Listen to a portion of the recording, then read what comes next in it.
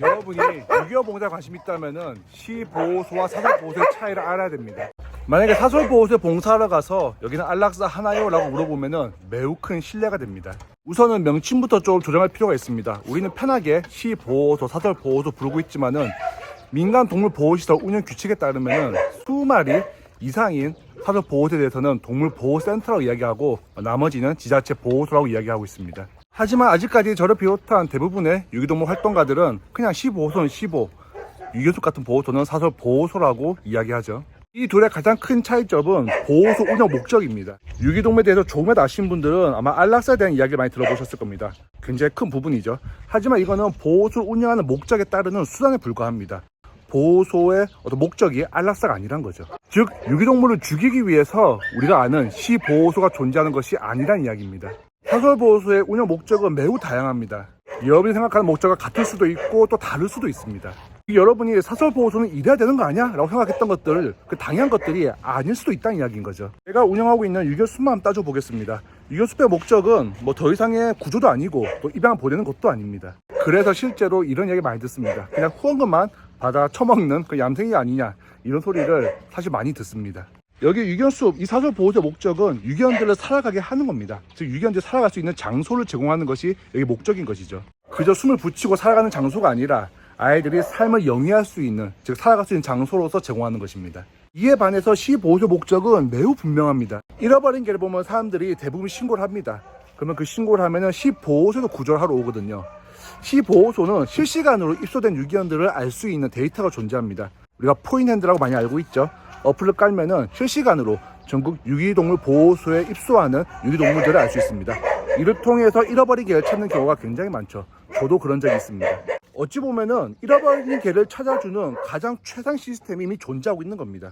또한 아이러니하게도 잃어버린 개를 찾아줄 수 있는 가장 최고의 시설이 이미 존재하고 있는 것이죠. 시보호소로서 말이죠. 하지만 여기서 일어나는 안락사에 대해서는 조금 다른 입장입니다. 이제 안락사 얘기를 해봐야 되겠네요. 안락사는 7일에서 10일 정도 지난 후에도 그 개 주인, 보호자 나타나지 않으면은 안락사 시키는 제도입니다. 시보호소는 기본적으로 장기 보호란 목적을 갖고 있지 않습니다. 그렇다 보니까 보호소에 계속 놓아둘 수 없고 또 나름 개체수 조절해야 하는 목적 때문에 안락사 시키는 겁니다. 이것은 제 개인적인 의견일 수도 있고 또 어쩌면 궤변일지도 모릅니다. 저는 사람들이 안락사를 원한다고 생각합니다. 사람들이 원하기 때문에 시보호소에서 안락사라는 어떤 제도를 갖다가 계속 유지하고 있는 거라고 생각을 합니다. 이상한 말이죠. 사람들이 안락사를 원한다. 조금 설명이 필요할 것 같습니다.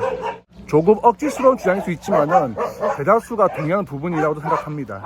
내 자식이 다니는 어린이집 앞에 뭐 대형개 무리들이 돌아다니고 또 내가 살고 있는 집 앞에 매일 아침마다 개들이 와서 똥을 싸고 한다면 어떨까요? 기분이 좋지 않을 겁니다. 그런 어떤 문제를 일으키는 대상을 갖다가 제거하고 싶어 할 겁니다. 그들에게는 유기견이 구조되었다가 보호받다가 입양 가는 거는 별로 문제가 되지 않습니다. 신경 쓰지 않는 거죠. 그들에게는 당장 그들이 겪는 불편함을 해소할 수 있는 그런 방법을 갖다가 찾을 뿐입니다. 이야기가 길어지면 좀 곤란하니까 유기동물 보호활동 과정에서 뭐 입양과 보호와 구조가 있죠. 이 중에서 보호라는 단계가 굉장히 소홀히 진행되고 있습니다.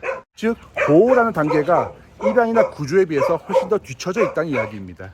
현재는 구조된 유기동물 갖다가 시보호소 보내면은 안락사 당할 것 같고, 그렇다고 사설보호소로 보내면은 제대로 돌보지 못하고 방치될 거라는 그런 또 불안감이 늘어나고 있는 추세입니다. 그 어디에서도 유기동물 보호라는 것에 초점을 맞추고 있지 않기 때문입니다. 즉 우리가 구조한 유기동물들이 제대로 보호받고 있느냐라고 누가 묻는다면 저는 아니라고 확실하게 이야기할 수 있습니다. 유기동물을 걱정하는 소수인 우리가 아니라 다수가 이런 요구하면 달라질 수 있습니다. 아이들을 알아서 시키는 것이 아니라 제대로 보호해달라. 그 동물들을 죽이지 말고 그 동물들이 살아갈 수 있는 장소를 제공하라. 그 동물들이 늘어나서 겪는 불편함을 우리가 감수할 테니 그 유기동물이 제대로 살 수 있는 공간을 마련해달라. 그렇게 요구가 들어간다면은 안락사 제도는 사라지게 됩니다.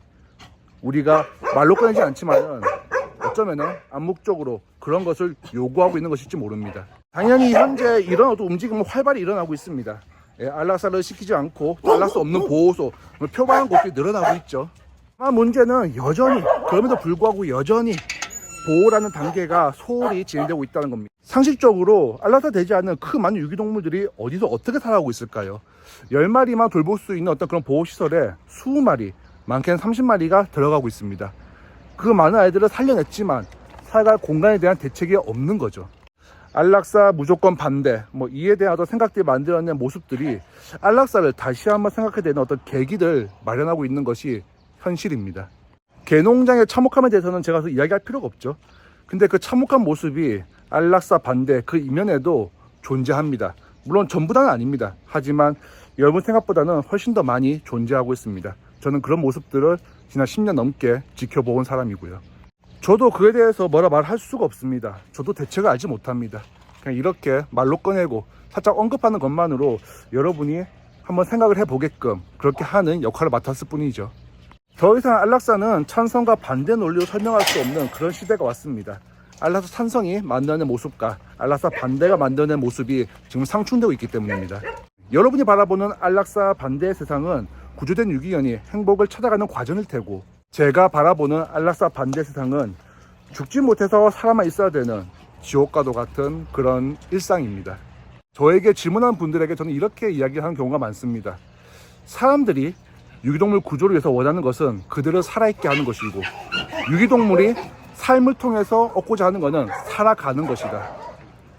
구조하는 사람과 구조된 유기견의 목적이 같아야 합니다. 하지만 지금은 다르다고 생각을 합니다.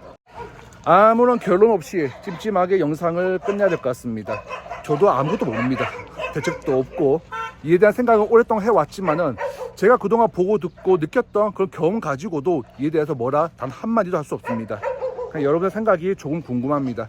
안락사 찬성과 반대 논리로 말씀하셔도 되고, 혹은 더 자세하게 궁금한 부분이 있으면은 물어봐 주시면은 이것도 방송이나 보니까 공개적으로 얘기할 수 없겠지만은 그래도 최대한 설명해 드리도록 하겠습니다. 오늘 영상 여기까지 하겠습니다. 부족한 영상이지만은 꾸준히 여러분에게 이야기를 전해드릴 수 있는 그렇게 노력해 보도록 하겠습니다. 감사합니다.